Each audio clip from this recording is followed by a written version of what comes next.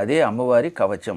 అత్యంత పవిత్రమైన ఈ దేవీ కవచమును శ్రద్ధాసక్తులతో విన్నవాడు, పారాయణం చేసినవాడు జీవితంలో ఏ విధమైన పీడా పొందడు, బాధ పొందడు. ఇటు రోగాల నుంచి, మానసిక రోగాల నుంచి కూడా బయటపడతాడు.